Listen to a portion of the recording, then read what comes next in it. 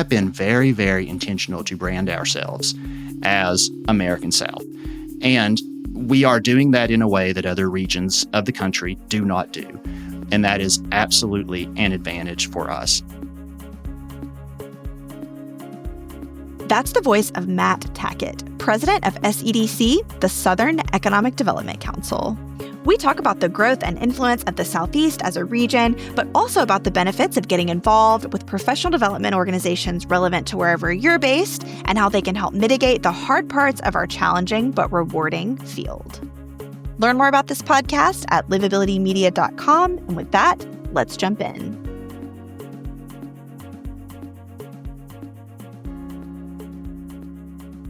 Well, thank you so much, Matt, for joining us today. We're super excited to talk SEDC and lots of other fun things. Amanda Ellis, thank you so much for having me here. You know, out of all the stuff we're going to talk about at SEDC and more importantly, the American South, a lot to celebrate. I feel like I finally made it now, you know, being a guest on Inside America's Best Cities podcast. Yes. Okay. How many members is SEDC up to now? Because you all have been really taking off, I feel like, in the last couple of years.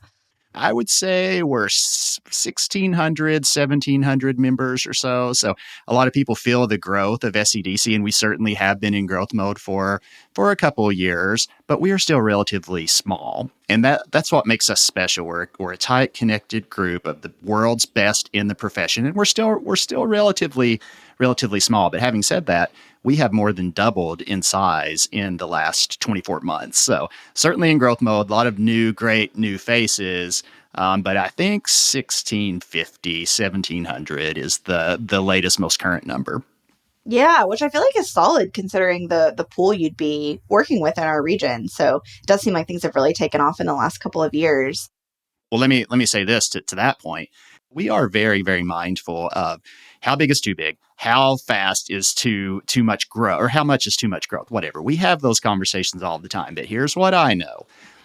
In our 17 states in the American South, people that are either serving as economic developers or serving within the economic development orbit within our 17 states, which is the world's premier investment location, I think there are about 10 to 12,000 people that deserve an SEDC, hey, will you join SEDC ask? Doesn't mean they will, but that is a lot of people, significantly larger than SEDC's current size. Now, my thing is I want to hammer the gas pedal down, invite these people in to be part of this really, really special network.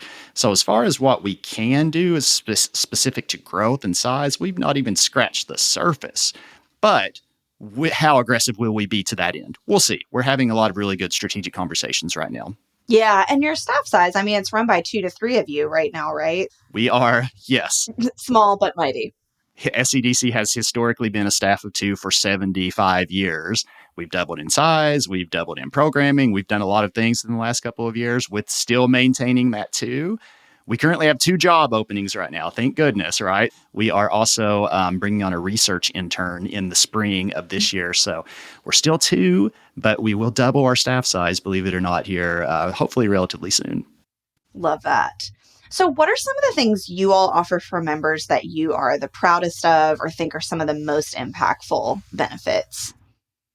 Yeah, as far as proudest, I guess, let me just kind of brag about our members here. So, you know, you've heard me say, okay, we've doubled in size, we've doubled in revenue, or we've probably tripled in revenue, which is really good. We need to keep the lights on here. So, more importantly, we have seriously expanded and diversified our membership service portfolio. So we have done a lot of things, and we're seeing that pay positive consequence with the new growth of SEDC, or even more importantly, with retention of SEDC. When you join SEDC, for the most part, you stick around for hopefully the entirety of your career, but multiple years. Our retention rates are about 95%. And we're really, really proud of that. And especially if you think about, kind of for the association chamber people that listen to this, when you think about the growth that we have had, more than half of people in SEDC are new. That's great. We celebrate that. That's really good. That is also puts us in a point of volatility to where we can have some serious retention problems really quick if we're not careful. So for any chambers and associations out there in growth mode, be focusing sincerely or intentionally on retention mode too, so you can make sure that you sustain and maintain everything that you want to do as you capitalize on your new growth. But the thing that I think the proudest of, or I know the proudest of, I get to be a really, really small part of a very interesting, very sophisticated, very globally leading, globally successful network of economic developers that are not only have they built the American South, we represent 17 states in the South. Not only have they built the South into the world's third largest economy, we should be proud of that. I don't think people realize that. If you think about what the American South is, the South, we are 17 states. $10 trillion of the US GDP. That is what we are, who we are. That is what we have built. That's the world's third largest economy. Number four is not even close. We're double to number four. Not only that, we are the world's best position, or we are in such a great position to maintain our status as that level of economy and the world's premier investment location. So what I'm proud of the most is, hey, I'm recording this from a library in Prestonsburg, Kentucky, in eastern Kentucky in the mountains.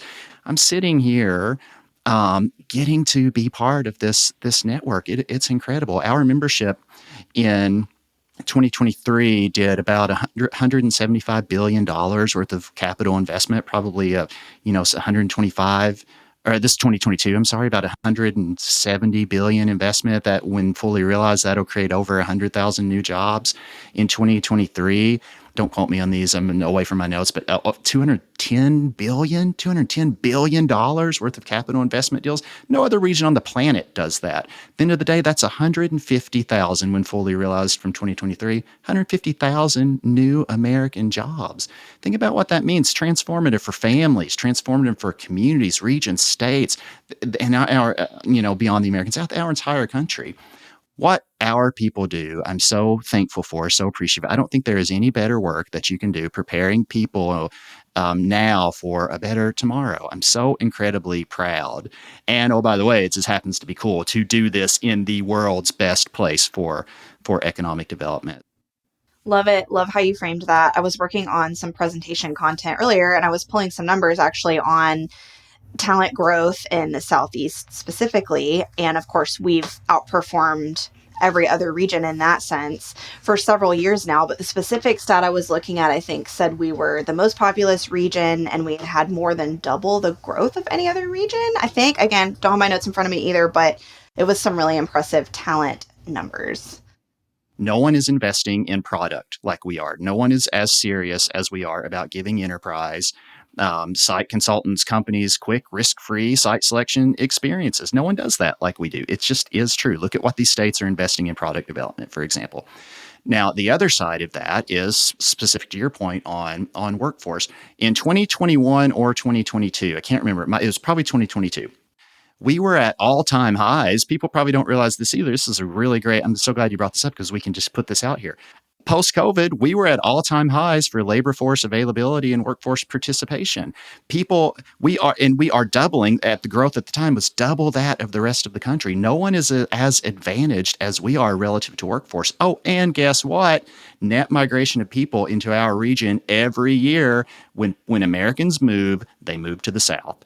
The last reports that we had, the top 5 states for net migration were all Southern American South, one of our 17 states, and 7 of the top 10 were in the American South. So that advantage will only accelerate, and that gap between where we are and whoever our next closest competitor is will only continue to grow. So to that point, yes, that is just such a crucial point as to why we will continue to do exactly what we do now. Yeah, so you just hit a lot of my next question here about selling points of our region and why you think we're thriving so much. What about unique challenges we might be facing in the coming decades as a region? Yeah, good question. So when you think about economic development, and when you want to talk about challenges, look, there's a lot of things that we all can kind of talk about. You can talk about workforce. Before I say this, think about how difficult it is to do economic development well and to be successful. When you talk about all the traditional things that an economic developer, an industrial developer was responsible for back in the day, hey, now guess what? It has expanded so far beyond kind of the traditional world of economic development. So that in itself fundamentally is incredibly challenging. It's hard to be successful in economic development. We are who we are because we happen to have the world's best economic developers doing this. When you're in an uber competitive region, let's be real here, we're the world's best place to do economic development, but we are a collective of 17 competitor states.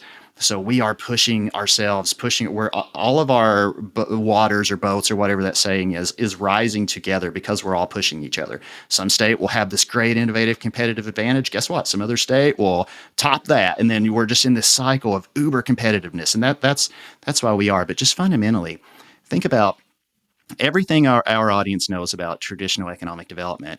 And I think our audience also knows about some of the new things that economic developers are responsible for and doing and mitigating.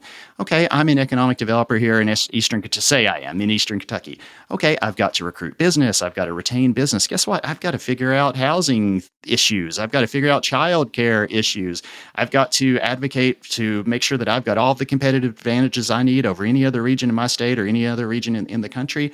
That is an incredibly challenging job. But every time we have a great win in any of our states for a transformative mega project or a smaller project, whatever, anytime we celebrate a win, and we celebrate a lot of them here, one of our A plus ready to go sites goes off market, and some of our workforce is consumed too, which is amazing. So for me, the number one thing is we have got to make sure that we protect and advance our status as the world's premier best place to do business, and we are absolutely doing that. It doesn't mean it's not a challenge. When you talk about got to invest and get new sites ready to go, got to attract people, all that is very challenging. We do that better than anyone else. But that's a challenge, and you see what these states are doing on workforce and talent attraction. Amanda, you're such a great big part of that. We're so blessed to be able to work with you. But you see our states addressing that challenge, and because of that, you will see our states and communities continue to succeed. So out of everything that we could all talk about, for me, this isn't SEDC's position. This is Matt Tackett's. Look, it's about product, okay? It's about product development. If you build it, they will come if you do it strategically. And whatever other metric you have, this is just my personal opinion, a site consultant, whatever other metrics that are measured, a site consultant or business isn't going to even look at that to see if you're advantaged or not advantaged if you don't have a site ready to go. So for me, at the heart of this, if you've got A+ sites ready to go, you're going to be pretty well advantaged when it comes down to site selection time. Yeah, you made an interesting point there talking about how much our field and the issues it looks at addressing has expanded so much in recent years, and looking at, if that continues, is that really going to be sustainable to put, all that onto this one set of people? I don't know. It's grown so much. Well, the good thing about any state association for economic development or SEDC or national groups, IEDC, whatever, economic development is a hard job. There's a lot of expectation. There's a lot of personal drive. There's a lot of competition. A lot of what economic developers hear a lot is, "Hey, thanks, but no." So that it's difficult to be successful. So that's why for me, I think it is so important that economic developers, especially, and in any field, get involved in your association and find a friend, find a champion, find a mentor, and just lean on each other, and take advantage of these conferences too, and use it as kind of a respite, just to be together, because you certainly deserve it, for one, and then you certainly can pick up. Just have a great network and great community of cheerleaders and mentors and people to learn from, and people for you to inspire as well. So is it sustainable? Absolutely. We've been sustaining it, but it is difficult, and is why building a good community and network of like-minded, driven professionals that are doing the same thing or want to do the same thing that you are is so important. So true. You, Matt, have led another association before this, right? That was your state group. Am I remembering that right? The Kentucky one? Yeah. So, yeah, shout out KAD, the friends there, the Kentucky Association for Economic Development. I was there 5 years, really loved it. So hopefully some of them are listening. So hello to them. So you've been in this association space in our little sweet spot for a while. I'd love to hear your perspective on these professional association groups in general. What's changing with what's expected of them? Keeping up with technology, competing with it a little bit because, more and more information is available to people for free. What shifts have you seen there? For one, I guess for me, there are a ton of good partner organizations and also competitor organizations, for-profit and nonprofit, that are doing the work of convening, educating, advocating, whatever, doing that work that is kind of in the similar wheelhouse of associations. And that's good. But the reality is that is competition. That is another venue to where people in this field can be served by in a way that their association could or should as well. So people have choices when it comes to where they spend their dollars, and there is an incredibly fast-moving, fast-growing series of or group of organizations and services and just opportunities where people can go to a conference and learn something, or I picked up this webinar for free, or this group's advocating for us in our profession in a way. So I think associations, because there's ever-growing competition, because there are groups like SEDC who is growing, or IEDC who is growing, or some of these states are doing things, and people have multi-state associations in multiple states. Associations need to be mindful of being incredibly aggressive, be mindful of just looking for how can I continue to add value, strengthen what I do, and maybe think innovatively about, okay, what are some other appropriate services or actions that I can do that will continue to add value? Because as there are more and more options out there, it just is what it is. You have to be continually thinking about, I need to continue to make sure that we are adding value and serving our members in primarily in a way that is appropriate, and also in a way that is here within my halls rather than somewhere else, But the thing that I like the least, associations are event management companies in lots of capacities. The cost of doing business specific to events has exponentially increased. So when you see associations that have a certain registration fee or it's increased, it's not because they exactly wanted to. It's because the cost of food or the cost of coffee, or you wouldn't believe it. You go to some event somewhere and you need an extension cord. Okay, that's $400. The cost. Yeah, Or crazy. hey, organization, thanks for being in our ballroom. Hey, did you need power? Do you need this outlet? Okay, $5,000.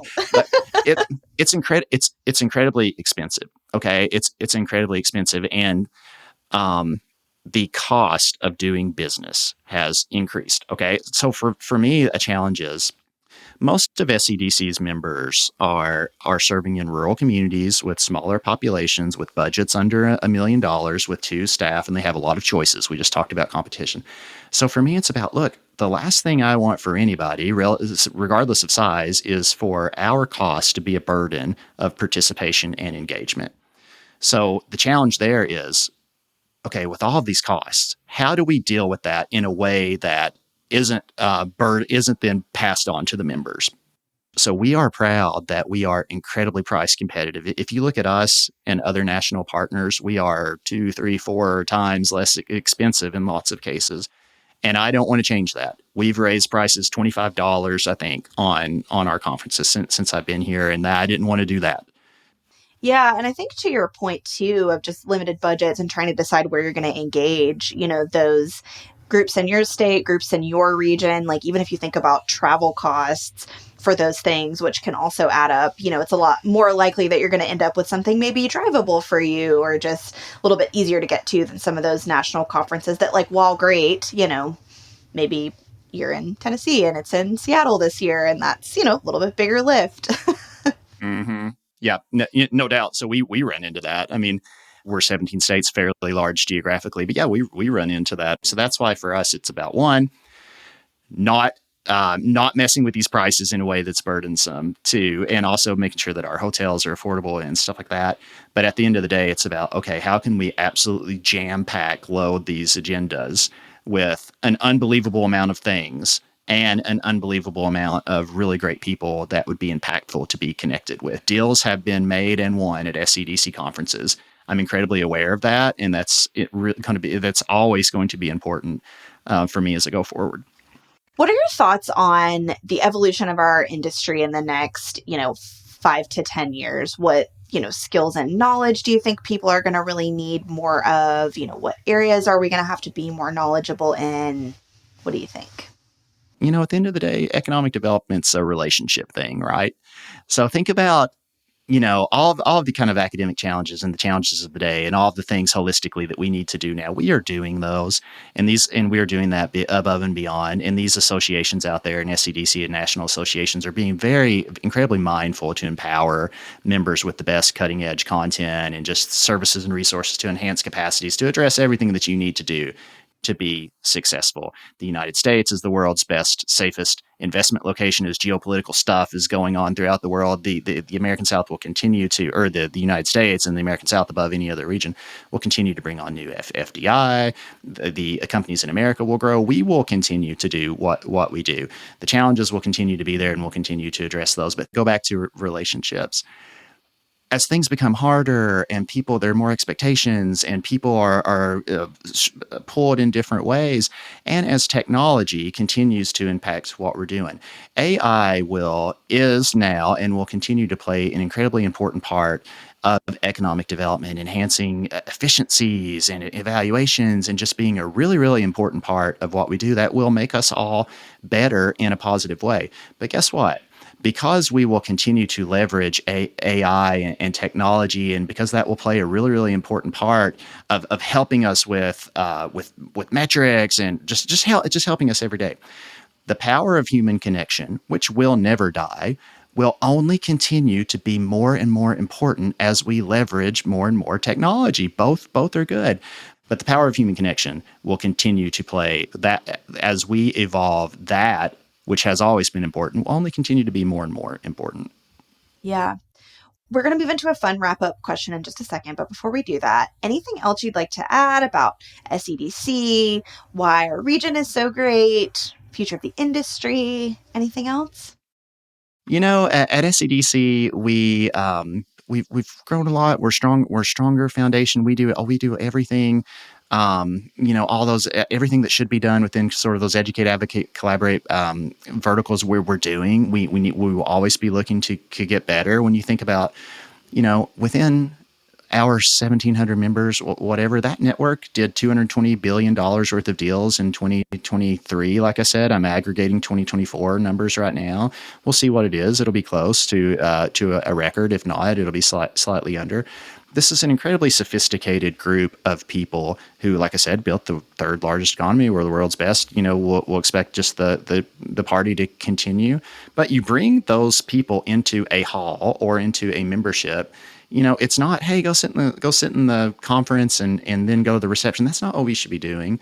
It should be, hey, how can we all come together? How can we leverage this opportunity and this convergence to really be innovative, and really what doors can we kick down? What competitive advantages can we figure out and then implement?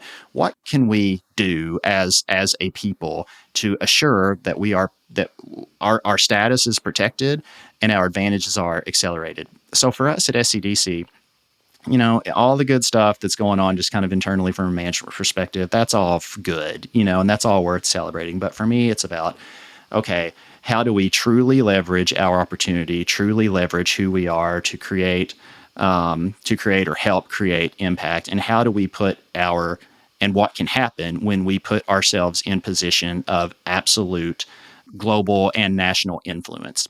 So I think as SCDC continues to grow and evolve, you will see us be involved in incredibly helpful ways, and maybe even new ways.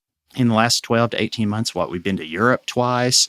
We have been to Asia. I'm packing up and leaving for Korea tomorrow to go out and recruit, and just to make sure that we're building relationships with industry leaders and inviting them to come and thrive where in the American South, where we are, despite all of the advantages that we have with people and product. Guess what? We're incredibly experienced and we're people ready, is what I like to tell people. And we have all of the resources instantly, not only for your business to come and thrive, but all of the new neighbors that will come locate. We're people ready is what I term that. But we've launched a research and grant program, for example, to do a lot of things and build a lot of really important, meaningful relationships in Washington. So I think that's just probably what I would leave with, is just, hey, thank our members for being part of SCDC. Thank you for giving us this opportunity, and come in here, get involved, kick us in the butt where we need to, and tell us how we can innovate to do meaningful new things that will absolutely pay positive consequence and help your ability to be successful for your communities and your states in a very real way, beyond the education and the networking that's intrinsic and at the heart of everything that we do. Well, and one more question I'd like to have you speak to that I was thinking about while you were just talking. So, when you think about it, really, economic development is all these different states, all these different communities kind of competing with each other for the talent to get those big project announcements, all of that good stuff. So, when you think about it that way, why are people so willing to share their strategies with each other versus being more like, I want to keep all this close to my chest because it's a competition? I think at the heart of this, economic developers, when you've been put in a situation with a community or region or state, you are in a situation of massive responsibility. And like we've said, it is incredibly difficult to be successful. So some of the best, maybe not all, but most all of economic developers and professionals, they have relied on mentors or people they've looked up to, or they've met friends across borders or across county borders or state borders, whatever. They have met people that have been incredibly influential and impactful on their careers and ability to be successful. So when you think about SEDC, what I always tell people, or if anyone's interested in looking at SEDC, I'll say, hey, join your state association first. Get involved in your state. Figure out what all's going on. Find a person, a mentor, a champion to be connected with, and get involved. And then give that some time. Then come to SEDC and do the exact same thing, except connect with someone in some other state, so that you can figure out how they do what they do and take things back home. So I think at the heart of it, economic developers are connected, networking, relationship people. They are also, and I think and I've been in other associations too, from what I feel from economic developers, they are more, they value mentorship more than other industries that I've been involved in. So because of that, and they're service-minded people. There's a very giving attitude or giving heart professionally within our industry, I think. So I think I think that's at the heart of it. Now, I think something that SEDC has been very good at. I've been here 2.5 years or around there. Immediately when I got here, I wanted us to feel a sense of, look, we're not a 17 state membership association. Exactly. We are the clearinghouse forum platform for the American South, which is the world's premier investment location, business location, staffed by the world's best professionals. So we have been very, very intentional to brand ourselves as American South. And we are doing that in a way that other regions of the country do not do. And that is absolutely an advantage for us. So I think, and our members have seen value from that. State governments have seen value from that. So I think we have done a really nice job of saying, hey, look, we're the American South. You are going to come here. I hope it's, you're going to come to the South, come here, but you're going to come to the South, so I think we've done a good job understanding of we're all in this together, kind of raising this region. And we are all going to collect the majority of economic development wins in the country. We're all going to get our share there. So I think that's helped it too. But at the end of the day, look, we're all competitors. We're not, we're probably not all sharing everything, but I think we're doing it better than we have in the past. I love that. Was a great answer. Well, that's a great segue. As we're wrapping up, remind our listeners where you are based, Matt. Okay. If, they've probably heard my accent. Okay. I'm in Eastern Kentucky. It's where I'm born and raised. All right. If someone were to visit your city, your town for the first time, what would be a bucket list item they should make sure to do if someone were visiting your neck of the woods? Okay, I was actually just texting someone who I've been in Lexington, Kentucky for 20 years. Let me say that I just got this text. Hey, we're coming in summer. What are we supposed to do? Bourbon Trail. It's the only answer. Bourbon Trail. Do that. Have fun in Lexington, Kentucky. So shout out to former home. Also do some horse related things. All of the horses you've ever heard about ever, aside from all the bourbon you've ever heard about, all that comes from right around that region. So that's the bucket list stuff. Just top of mind too. Good question. Eastern Kentucky, Prestonsburg, Kentucky. If you are going to come here, you are going to walk through our little Hallmark postcard downtown. And then I will take you to Billy Ray's. and you will get the most world famous hamburger that you have ever had in your life. So first and foremost, you're going to come downtown and just enjoy the quaint, Hallmark esque environment experience that all of our great downtowns in the American South have. Love it. Well, thank you so much, Matt, for spending some time with us. I really appreciate it. Well, you too. Thanks for all that you do. Hey, well, shout out great webinars that Livability has on the SEDC website. You're so kind to donate your time and your expertise. And we'll look forward to seeing you at our upcoming conferences as well. We love doing that. Good deal.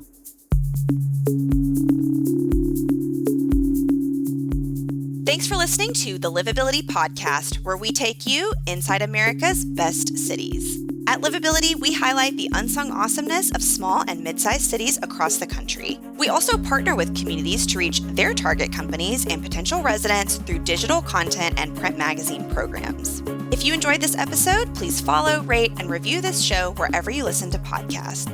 You can also learn more about us at livabilitymedia.com. Have an idea for an upcoming episode? Email me at aellis@livability.com. Until next time, from Livability, I'm Amanda Ellis, sharing the stories of America's most promising places.